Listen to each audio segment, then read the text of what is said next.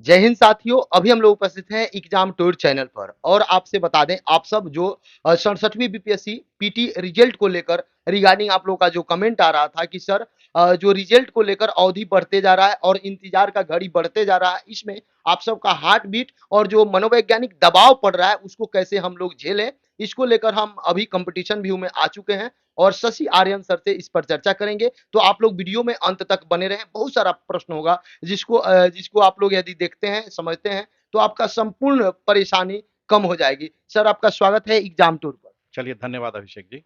Sir, पहला प्रश्न बच्चे लोगों का था कि सर आपसे किया जाए कि ये लोग का जो अंतिम अब रिजल्ट आने वाला जो घड़ी है, ये इंतजार नहीं हो पा रहा है, हार्ट बीट बढ़ जा रहा है, कभी ये टेंशन हो रहा है कि मेरा होगा या नहीं होगा या कैसे इसको हम झेल पाएंगे, इसको लेकर थोड़ा सा परेशानी कम हो जाए। सर, क्या करें बच्चे? देखिए, एक मनोवैज्ञानिक तथ्य है अभिषेक जी जी। कि प्रतीक्षा की अवधि थोड़ी-सी लंबी होती है। जी। तो चूँकि बिहार लोक सेवा आयोग की स प्रारंभिक परीक्षा के रिजल्ट में देरी आ रही है, तो मैं बच्चों की जो मनोस्थिति है, उसको अच्छे तरीके से समझ सकता हूँ। लेकिन सिविल सर्विसेज की तैयारी जो है, वह मनसा, वाचा और कर्मणा, वह तीनों तौर पे परीक्षा लेता है। और सिविल सर्विसेज के जो बच्चे होते हैं, जो क्वालीफाई करते हैं, उनके सामने जब वो क्वालीफाई करके जाएँगे, तो कई प्रकार की चुनौतीपूर्ण परिस्थितियाँ होती हैं।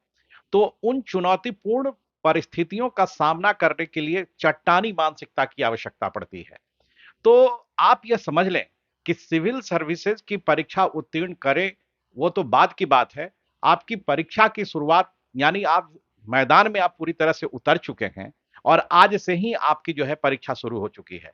तो इसीलिए थोड़ा-सा धैर्य बनाए रखें क्योंकि सिविल सर्विसेज के लिए धैर्य जो है, वह आवश्यक होता है। और जहाँ तक है कि चूंकि 14 तारीख को ही रिजल्ट आना था, लेट हो रहा है, तो 5-7 दिन में निश्चित तौर पे रिजल्ट जो है वह आ जाएगा।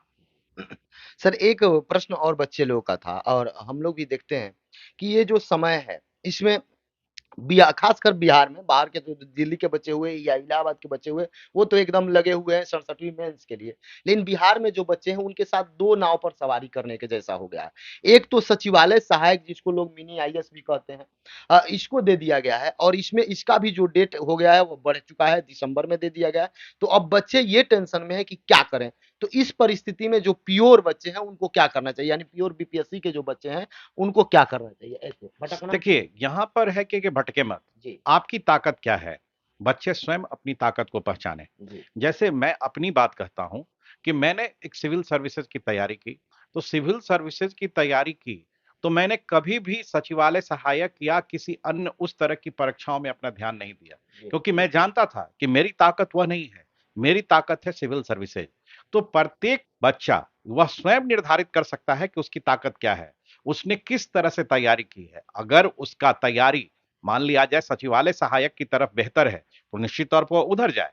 और यदि उसकी तैयारी सिविल सर्विसेज की तरफ है, बिहार लोक सेवा आयोग की तरफ है, तो निश्चित तौर पे वह अपनी ताकत की पहचान करते हुए इस ओर जाए। क्योंकि आप इन दोनों ही परीक्षाओं का अगर क्वेश्चन का पैटर्न देखेंगे तो बिल्कुल अलग है। एक उत्तरी ध्रुव है और एक दक्षिणी ध्रुव है। तो ऐसी स्थिति में आप अपनी ताकत को पहचानें और उसी की ओर बढ़ें।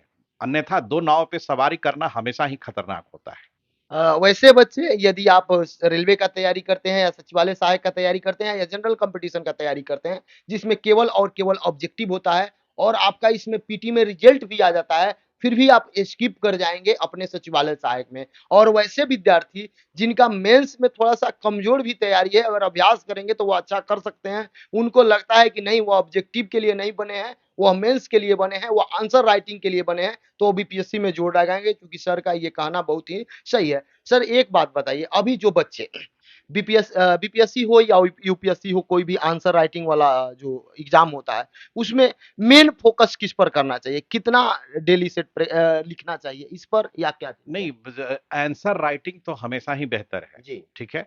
आप मान लें कि 3 घंटा कम से कम आप क्वेश्चन लिखें। जी। मतलब जैसे कि आपकी अवधि जो होती है, प्रश्न पत्र की अवधि 3 घंटे की होती है। तो ये मान कर के चलें कि कम से कम 3 घंटे तो आप एक पेपर का जो टाइम पीरियड है, उसको अब बिल्कुल एग्ज़ाम जैसी परिस्थितियों में लिखें। ऐसा नहीं कि 1 घंटा लिख लिए, फिर आधा घंटा आप आराम करें, फिर उसके बाद लिखना शुरू करें। नहीं, जिस तरह से एग्ज़ामिनेशन हॉल में पूरी ध्यानपूर्वक आप अपने आंसर की राइटिंग करते हैं, ठीक उसी तरह से आपको आंसर राइटिंग करनी होगी और इस तरह से आप बेहतर रिजल्ट को पा सकते हैं।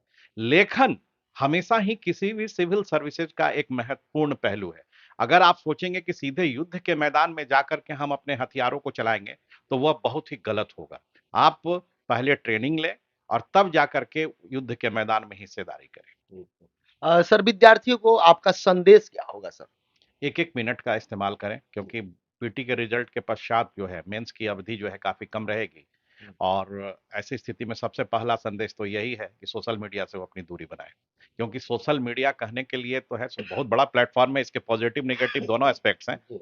लेकिन अधिकांशतः यही देखा गया है कि इसके नेगेटिव इम्पैक्ट ही ज़्यादा आए हैं। जो मैं देख रहा हूँ, बच्चों के साथ मिलता हूँ, तो पहला तो यही कहूँगा कि सोशल मीडिया से दूरी बनाए रखें और नियमित अभ्यास करें। नियमित अभ्यास का मतलब है कि वो तय कर लें कि उनको दिन भर में कितना घंटे पढ़ने हैं और वह नियमित, ऐसा नहीं है कि एक दिन 12 से 14 घंटे पढ़ लिए, फिर 2 दिन नहीं पढ़ेंगे। आप 6 घंटे से 8 घंटे ही पढ़ें, लेकिन उसको आप नियमित रूप से पढ़ें और जब तक मेंस नहीं होता है, इन चीज़ों को करें। जैसे-जैसे परीक्षा करीब आएगी, नए चीज़ों को करने का कोई प्रयास नहीं करेंगे। जो आपने पुरानी चीज़ें की हैं, उसी पुरानी चीज़ों पर अपने आप को फ़ोकस करेंगे और पूरी तरह से धैर्यपूर्वक एग्ज़ाम देंगे। चलिए तो आपसे बता दें जो आपके लिए उपयोगिता का यदि सोशल मीडिया साइट है, कुछ चैनल है जिसको आप देखें, ज़्यादातर प्रयास ना करें कि रेगुलर इसमें समय बर्बाद करें, क्योंकि सर का कहना बहुत ही सही है और आप लोग भी जानते हैं कि ज़्यादा समय आपके लिए बहुत कीमती है अपने पढ़ाई पर समय देना। तो जय हिंद, जय भारत, जय युवा। सर समय देने के लिए बहुत-बहुत